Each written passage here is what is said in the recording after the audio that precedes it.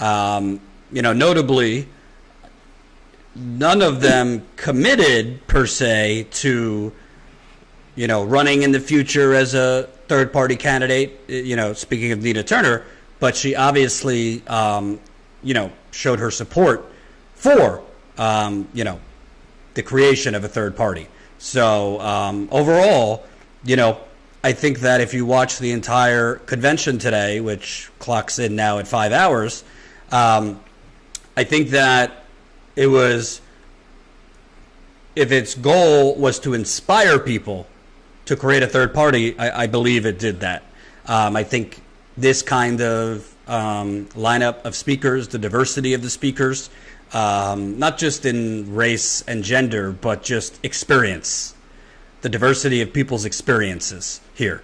And largely, the majority of people that spoke, unlike the Democratic National Convention, the Republican National Convention, was actual people, activists, organizers, community leaders, not politicians, not people who work at think tanks, not celebrities. It was real people who organize and lead their communities. I think that the actual substance of what they were offering would have majority support in this country, 100%. I think it crosses ideological lines. I think this message of removing corporate influence, of universal health care, of ending the forever wars, of ending the corruption, of taking on the climate catastrophe could break through, not just among progressives, not just among white people, not just among, our own, preaching to our own choir. I think it could reach neoliberals. I think it could reach conservatives. I think it could reach libertarians, white, black, brown, indigenous, wealthy. I think it could reach a whole lot of people. I'm always going to keep it real. So even if it comes off like I'm being a Debbie Downer, I'm always going to give you my honest opinion. I think it was light on how, which I think is important. I think that Nick's speech towards the end was fairly light on how, pointing to examples in Mexico, for example, how a third party came in and became president, is valid, pointing to other countries where a third party came in and took power. It's valid, but other countries and third parties taking power in other countries in a quick time span is not the same thing as the United Corporations of America. I'm just keeping it real.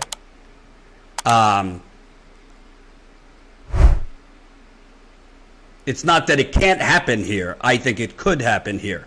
But if you're going to actually become a third party that could win, not just exist, not just fundraise, not just have conventions, I'm talking about actually win. The how needs to be filled in. Just pointing to the fact that Mexico had two-party duopoly, and a third party came in, and now that third party has won the presidency. Yeah, but Mexico, although it has a long, long history of corruption, Mexico does not have the utter level of corporate control that our government has. It's just not the same. It's apples to oranges.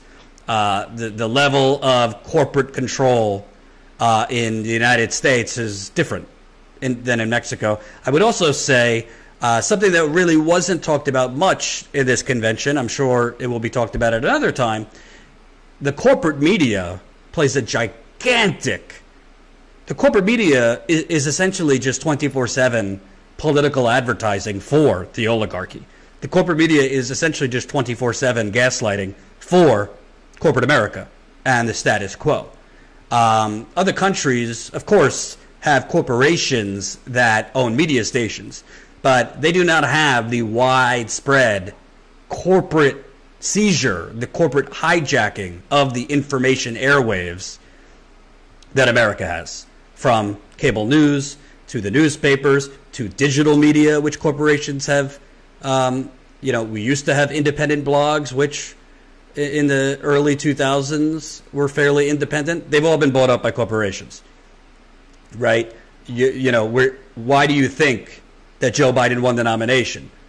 Joe Biden, towards the end, had a 24/7 super PAC in CNN, MSNBC, New York Times, and Washington Post, feeding the most reliable voters, frankly, older voters, older black voters, older white voters, not all older voters.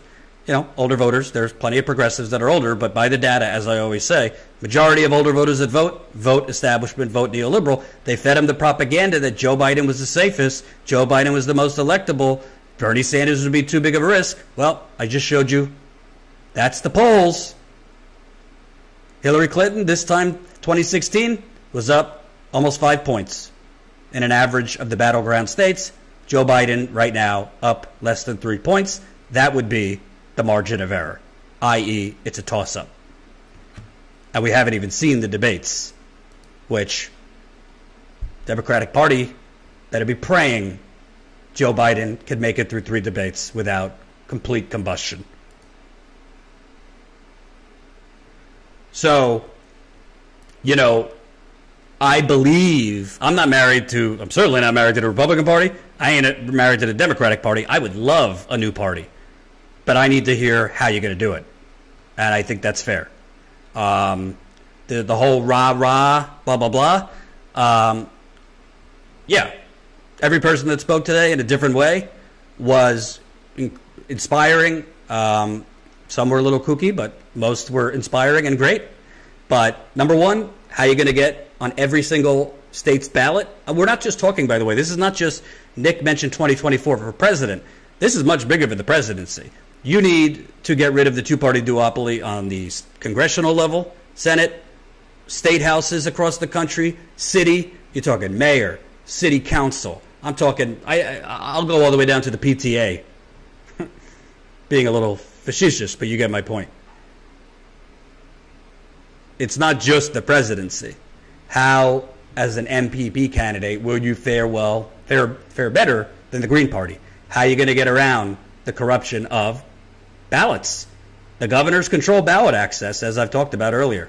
How are you going to get around complete media blackouts, or the media covers you as radical, as loony, as destructive, as impractical, the propaganda? I'm not saying it's not possible by any means. I think it is. But you have to be really, really good, well organized, and frankly, Jordan, how do you eat an elephant? One bite at a time. Yeah, don't confuse what I'm saying. What I'm saying isn't concerned that there won't be victory right away. I don't think there will be victory right away. So this isn't, what I'm talking about is not concern that you can't win right away. This is something that would take, it would take a little while.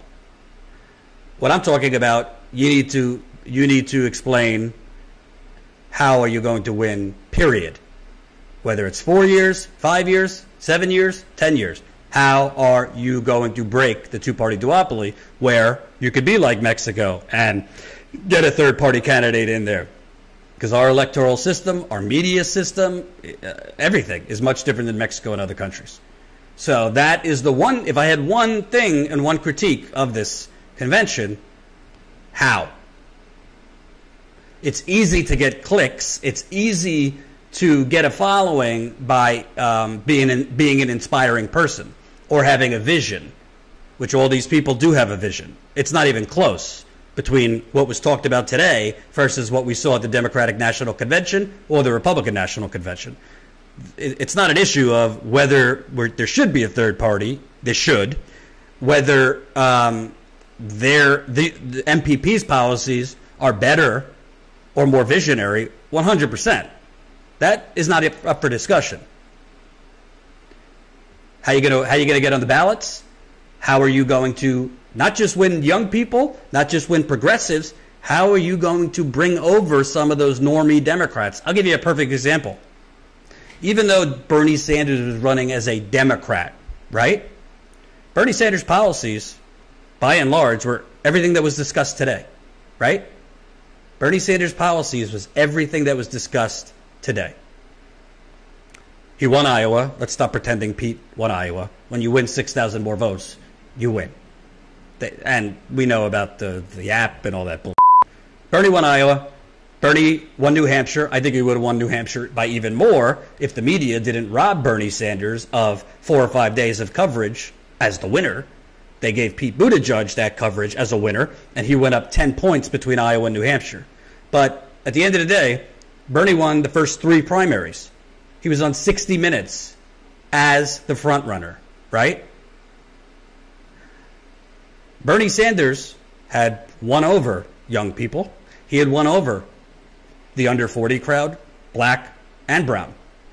Bernie Sanders, the missing piece in Bernie Sanders' coalition was that normie Democrat. He was never going to get all of the older voters that are the most reliable voters. But as I said in the beginning of his second race, yeah, he had to pick up, you know, even 5 to 10% of the voters over 50 that voted for Hillary Clinton to get them to switch.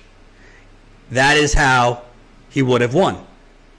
If you look at Michigan, for example, Bernie Sanders lost Michigan. He destroyed under 50, crushed Biden under 50, and he got crushed over 50. So it's not only that we need to galvanize what Bernie talked about, you know, an unprecedented amount of young people getting involved in the political process, multiracial, multi-generational coalition. You're going to have to attract some of those longtime Democratic Party voters that are older and convince them, no, you're actually not going to get even the incremental change you're talking about. You're not going to get that because you're not going to beat fascism with country club republicanism. Hope you enjoyed that last video. Hop on over to statuscoup.com where you can sign up for our email list and become a member for as low as $5 to $10 a month. Membership is how we grow. That's statuscoup.com/join. And remember, join our email list so we can grow the revolution with you. Status Coup.